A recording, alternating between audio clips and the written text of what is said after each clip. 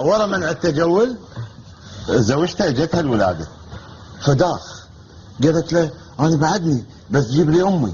قال له وليش منين اجيبها؟ قالت له قريبه تمشى.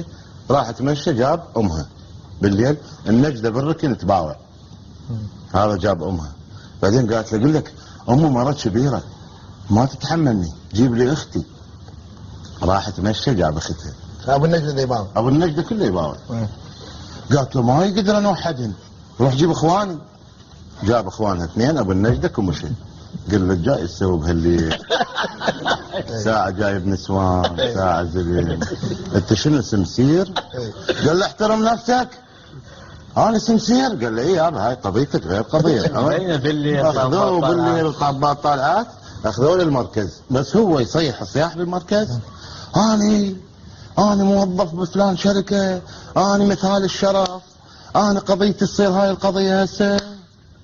شوية طلع ضابط متنك قال وين هذا السب الحكومة؟